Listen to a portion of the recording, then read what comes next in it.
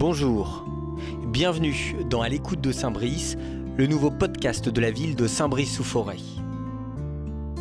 Dans ce premier épisode, on s'intéresse à la forêt de Montmorency, qu'on appelle plus communément le poumon vert du Val d'Oise, véritable havre de paix pour les Valdoisiens et les Saint-Briciens.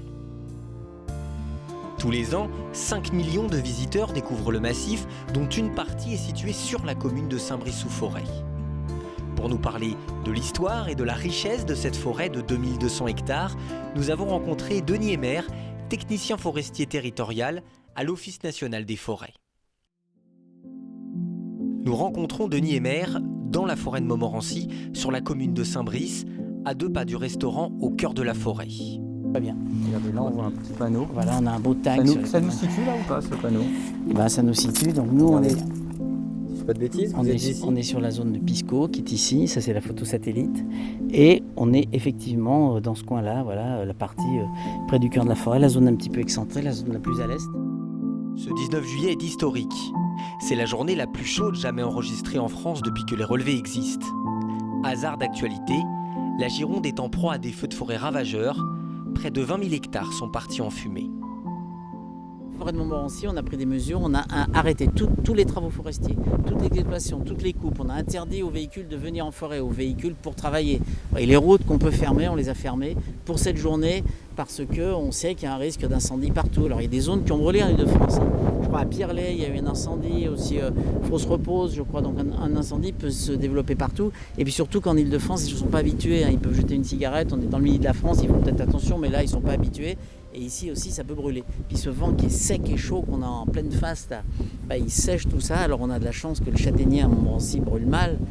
Mais globalement, on a quand même vu au fil des années précédentes quelques feux de forêt qui sont déclenchés dans cette période très chaude. Donc il faut rester vigilant. La forêt de Montmorency est située à l'ouest de la plaine du Parisis, à 15 km de Paris. Historiquement, elle fut la propriété des seigneurs de Montmorency, d'où elle tient son nom. Au Moyen-Âge, elle sert donc de théâtre aux grandes parties de chasse. Les moines, vers l'an 1000, ont commencé à développer l'agriculture, ils ont expliqué aux gens comment cultiver, et là on a eu des très gros déboisements. Et puis finalement, on doit nos grands massifs de plaine aux rois de France qui ont dit « Oh là là, mais il faut arrêter de déboiser, il faut qu'on conserve des forêts. » Et pourquoi ils conservent des forêts? Parce qu'ils adoraient faire la chasse, ils adoraient chasser, c'était leur passion. Ils voulaient chasser, ils voulaient conserver de la forêt, et du coup ils ont fait des carrefours en étoile pour la chasse à courre et tout ça. Et nos grands massifs de plaine ont été conservés grâce à ces rois de France qui voulaient simplement chasser. Non, on ne l'appelle pas forêt de Montmorency pour rien. La famille de Montmorency, c'est une famille célèbre au XIIe siècle, expert dans la chasse, qui recevait les rois de France. Au château de la Chasse, il a été construit par Mathieu II de Montmorency. Et du coup, il recevait le roi, des rois célèbres, Jean le Bon, Charles V, Louis XI est venu en forêt de Montmorency faire des parties de chasse avec cette famille. Et du coup, voilà, à un moment donné, la famille était célèbre, on a appelé ça la forêt de Montmorency. C'était son nom comme ça, parce que voilà, c'était une famille célèbre, ce nom est resté.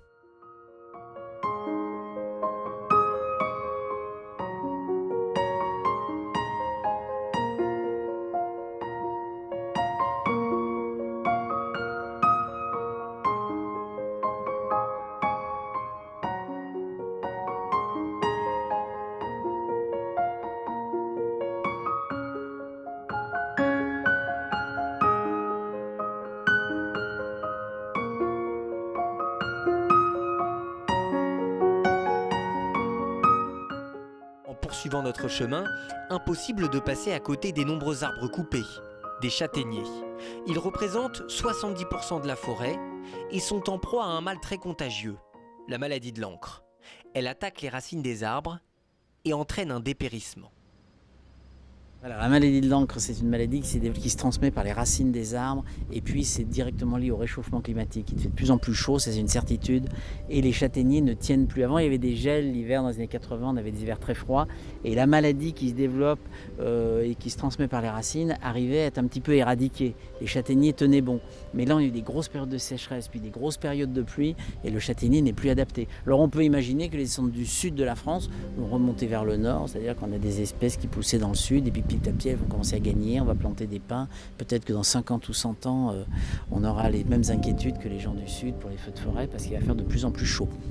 Moi qui suis depuis 40 ans dans la forêt de Montmorency, j'ai connu cette belle forêt de châtaigniers, et parfois c'est un peu un déchirement d'être obligé de couper pour replanter.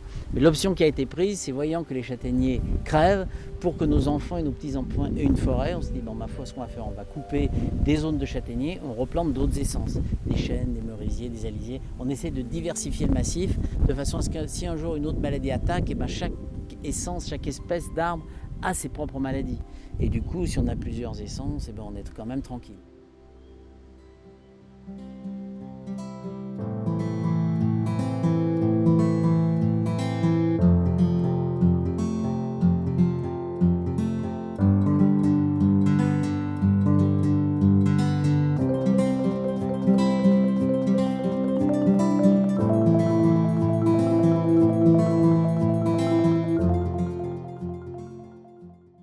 La forêt de Montmorency est une forêt domaniale, c'est-à-dire qu'elle appartient à l'État. Il l'a progressivement acquise dans les années 70. Oui, on a restauré le domaine, ils ont restauré le château de la Chasse aussi, qui est un monument historique, qui avait été classé vers 1930. Et puis là, grâce à cette acquisition, eh bien, l'État a pu restaurer le château et puis le remettre en état. C'est le site, le château de la Chasse, le plus fréquenté, forestier le plus fréquenté du Val d'Oise, le site le plus photographié. Alors ça, c'est grâce au téléphone portable. Mais moi qui y suis tous les jours, je vois que les gens arrivent, toc, ils sortent l'appareil, ils font une photo. Donc c'est un petit peu l'emblème du département, l'emblème des Val d'Oisiens. C'est ce château de la Chasse avec ses 3 hectares d'étang. Là, on pourrait se croire, je sais pas où, en Corrèze ou au fin fond de la France, alors qu'on est finalement à 15 km de Paris.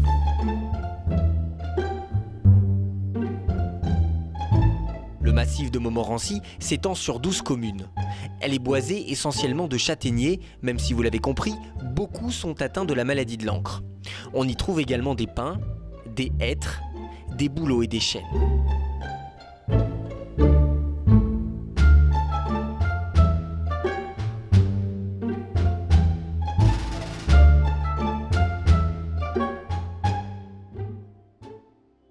La forêt de Montmorency, les 3 massifs, on ne sait pas très bien pourquoi on a des châtaigniers à Montmorency. On pense que c'est les Romains qui avaient planté tout ça parce que pour des raisons alimentaires, on savait que la châtaigne c'était un fruit intéressant, il y avait des famines autrefois et tous ces châtaigniers, c'est sûr qu'au mois d'octobre, les distributeurs à châtaignes s'ouvraient, ça tombait des arbres et s'il y avait des famines, on était quand même vachement contents d'avoir des châtaignes à manger. Mais on sait aussi que ces châtaigniers, ils ont été utilisés pour faire des piquets de vignes, il y a tout un travail qui s'est fait autour des châtaigniers, il y avait des petites clôtures qui étaient fabriquées. Donc historiquement, le châtaignier, il a un rôle à jouer avec les hommes, et puis voilà, c'était intimement lié aux hommes. On voit sur des cartes 1900 ces petites clôtures en châtaignier qui étaient fabriquées ici. Dans les forêts, on faisait aussi du charbon de bois, enfin il y a eu des tas d'activités qui ont été utilisées, mais je crois qu'un 2000 hectares de châtaigniers, c'était à peu près unique en France. Forêt intéressante pour les botanistes, évidemment. Et il y a des zones protégées, il y a des tourbières, il y a une fougère, il y a l'osmonde royal, donc il y a un petit paradis aussi pour les botanistes. Un peu du château de la Chasse, on a une fleur aussi rareté nationale, je crois qu'il s'appelle l'aunay, une fleur jaune comme ça. Donc, et puis, on n'a pas parlé des arbres remarquables aussi de la forêt qu'on va pouvoir évoquer. Ça, c'est quelque chose d'important parce qu'on est en train de mettre en place quelque chose où on va déterminer d'autres arbres remarquables, où les gens vont pouvoir éventuellement élire leur arbre, en disant voilà, celui que je préfère, c'est ça. En forêt de Montmorency, le plus gros châtaignier de la forêt, c'est un châtaignier qui a 400 ans et qui est sur la commune de Bethemont. C'est un coin où on ne va pas beaucoup, mais c'est quand même un arbre remarquable qui est très gros. Pour l'instant, il tient le choc et la maladie de l'encre. On le voit sur ma petite doc, là, il est assez gros. Avec mes enfants, tous les ans, j'y allais pour essayer de faire le tour et de faire une photo. Maintenant, ils sont grands, ils ne veulent plus y aller. Mais enfin, quand ils étaient petits, je les obligeais. On allait une fois par an voir cet arbre qui est remarquable. Et puis, on a un chêne aussi sur la route. Alors, du coup, c'est Daumont-Montmorency. Un chêne très beau, 6 mètres de circonférence. Hein, vous voyez, un très bel arbre. Tout le monde passe devant. Je ne sais pas si les gens font attention. Est-ce que les gens se rendent compte? Eh ben, pas forcément. Donc, on va essayer de mettre un peu en valeur ces arbres et puis de leur en parler. On a une espèce de sentinelle aussi dans les LSC de Saint-Leu. Un chêne qui est assez beau, qu'on appelle le malin chêne, parce qu'il est près du pont du Diable. Donc, le malin chêne, le châtaignier de 400 ans qui est à Bethemont. Et puis, ce gros chêne aussi sur la route Daumont-Montmorency est intéressant. Alors moi j'en ai photographié d'autres, il y a une espèce de châtaignier avec une loupe aussi, voilà, une espèce de grosse boule au pied comme ça. Chacun peut être un peu remarquable pour soi si on lui trouve une forme sympa et tout ça. Mais on a quelques belles bêtes qu'on a représentées ici.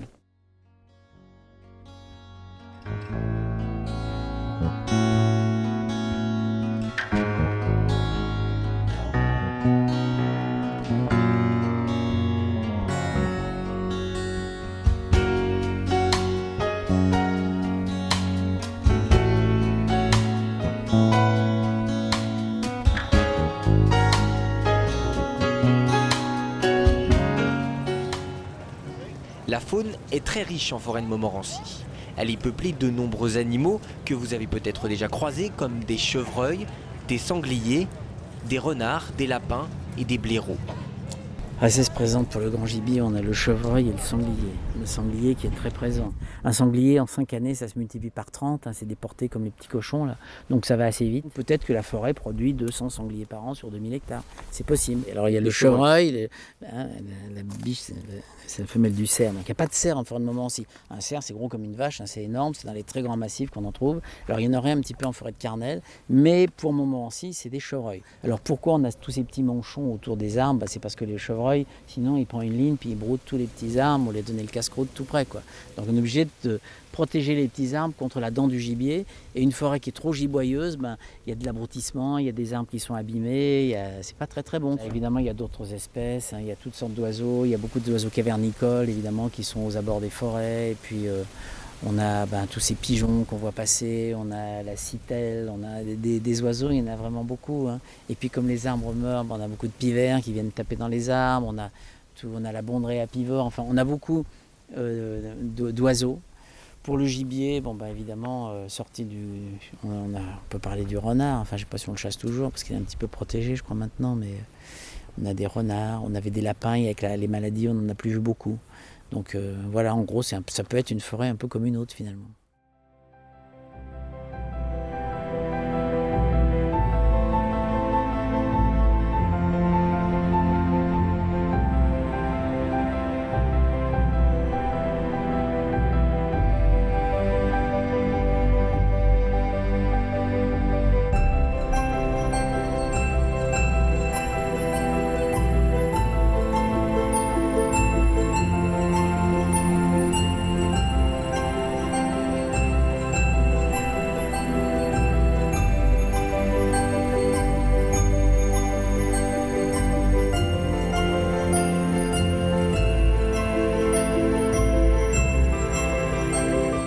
Aujourd'hui, les forêts françaises sont de plus en plus fréquentées.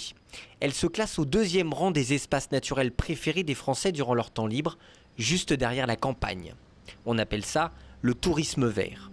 Avec ses 5 millions de visiteurs annuels, le massif de Montmorency ne fait pas exception.